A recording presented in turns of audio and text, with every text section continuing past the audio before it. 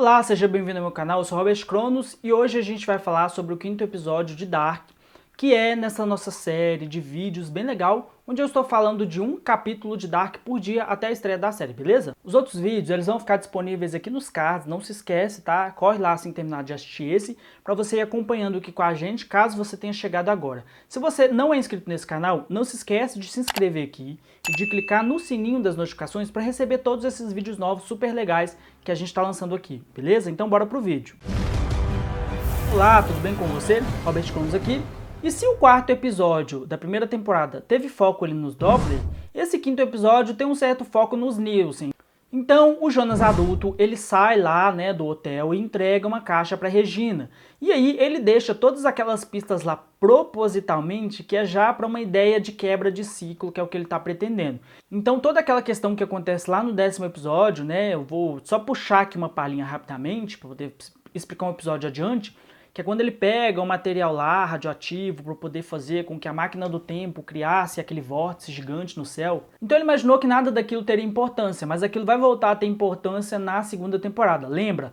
Tudo está conectado. Então a série ela não dá ponto sem nó. Só que esse episódio, em tese, ele também é parecido com o quarto, porque ele funciona basicamente como um episódio de ir deixando pistas, e direcionando, e criando conflitos e situações. A gente vai começar a ter aqui o ascender da questão da traição do Uric, né, contra a Catarina, e tudo isso vai acontecendo ali ao longo do episódio. É um daqueles episódios em que você não tem situações que necessariamente suscitem teorias para as próximas temporadas e tudo mais, e papapá. Aqui o Noah, ele finalmente entra em contato com o Bartosz, a relação entre os dois ela se aprofunda um pouco mais na segunda temporada, isso de acordo com as teorias de que aquele cara com aquele desenho lá, daquela pedra do Sikimundo, seria na verdade o Bartosz. Isso a gente ainda vai descobrir, não temos certeza.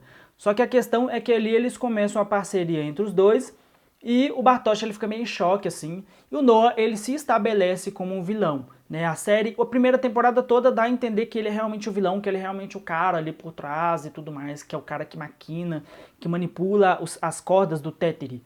E a gente vai descobrir que isso não é verdade, mas até então, na nossa mentalidade daquele momento, o Noah era o vilão.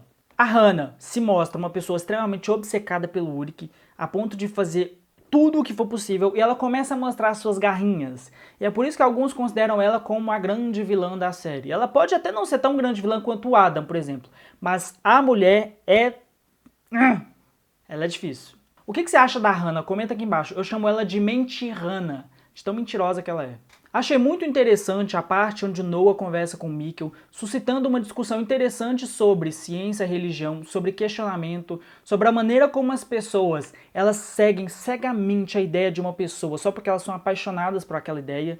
E eu achei super legal a frase de sempre questione aqueles que te fazem questionar. Porque às vezes você está achando que seguindo a ideologia de uma pessoa você está questionando, só que às vezes você não está questionando. Às vezes você só está seguindo o que exatamente aquela pessoa quer, achando que está questionando. Isso aqui ia dar um adendo gigante, eu não vou nem entrar nesse assunto, mas eu achei a discussão muito legal. É interessante a gente discutir aqui, eu vou até deixar nos comentários o que eu acho sobre isso. Acho sensacional, assim, gostei bastante. O Noah, eu acho que ele meio que tem esse papel de dar esse aprofundamento filosófico, que a série começou a entrar cada vez mais na segunda temporada, ele já estava dando indícios na primeira temporada. E ele, infelizmente, é um dos caras mais injustiçados da série, e a gente vai discutir isso mais adiante. O episódio, ele discute muito a relação da Catarina, do Uric e da Hannah, tanto em 1986 quanto em 2019, e um outro conceito interessante, que ele é meio que jogado assim pela Charlotte, e ele é um pouco mais explicado lá na frente pelo Tannhaus, que é a questão dos 33 anos. Né, que os ciclos eles funcionam em 33 anos. Todo o ciclo, em termos de universo, universalmente falando, que a cada 33 anos você tem o realinhamento das estrelas, você tem a questão do ciclo solar, você tem toda a questão de como o relógio da Terra funciona, que no caso cada dia é 24 horas e 1 segundo, e esse 1 segundo ao longo do tempo ele vai se acumulando e criando um desacerto que só se encaixa perfeitamente depois de exatos 33 anos. Não sei se isso é verdade, se isso é uma coisa empírica, comenta aqui embaixo se você sabe mais sobre esse assunto, mas é aqui que a gente começa a ter várias referências bíblicas na série, que vão sendo deixadas aos poucos, né? São referências que são colocadas nas camadas de baixo. Lembra da cebola? São colocadas nas camadas internas dessa cebola ou nas camadas de baixo do conteúdo ali. Eu acho isso muito legal e a série brinca muito com essa questão. E aqui a gente também tem o Jonas adulto revelando informações muito importantes para o Jonas do passado. O Mikkel fazendo mágica, a gente volta naquela questão questão de não é como, mas é quando, que ele faz ali algumas mágicas e falando que é tudo uma ilusão. E é isso mesmo, a série ela faz muito isso. Ela vai te dando a ilusão de que é uma coisa, mas na verdade é outra. Você tá bem observando o meu dedo, mas a mágica ela tá acontecendo na minha mão e você não tá vendo. O Jonas, ele recebe a carta e a caixa, ele já vai ter lá um mapa com o caminho certinho, né? E aí ele recebe aquela caixa e lá dentro tem aquela carta. Poxa, aquela carta tá bem velha, hein? A carta que demorou 33 anos para voltar para as mãos dele, depois de que ele recebe a carta bonitinha, toda rosadinha, maravilhosa. Ele recebe ela depois de 33 anos, que é quando ele vai ler ela jovem, e aí depois ele queima essa carta. Peraí. Isso.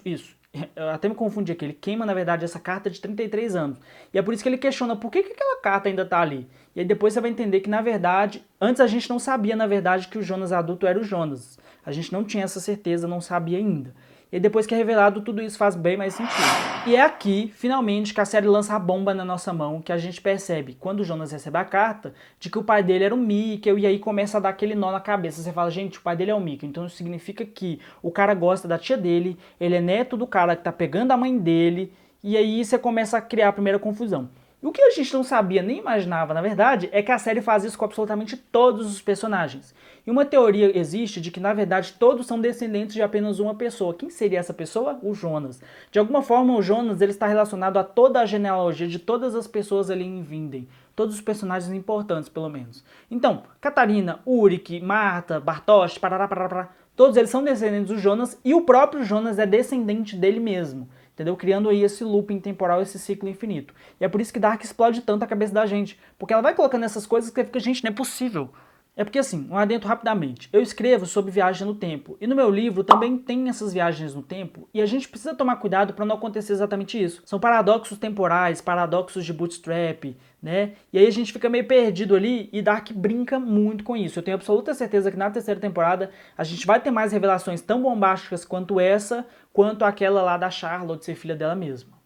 Filha da mãe dela, aliás. Filha da filha dela. Então é filha, e aí ainda tem a outra filha que é irmã, e ao mesmo tempo é sobrinha da mãe dela, que é... Ah, meu Deus, sério. E aqui o Tannhaus, ele finalmente aparece efetivamente como um personagem. O Tannhaus, ele é um personagem pino, ou seja, ele serve pra tampar um buraco. Ele é aquele personagem que ele vai fazer os diálogos mais expositivos possíveis, mas que é o que a gente precisa entender na hora certa, no exato momento, do jeito certo. O roteiro faz isso de uma maneira magistral, é por isso que eu gosto tanto de Dark.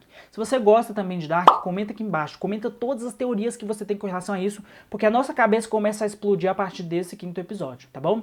Não se esquece, link aqui na descrição com o grupo, se inscreve aqui no canal, compartilha tudo mais, é isso aí, muito obrigado, até o próximo vídeo, tchau!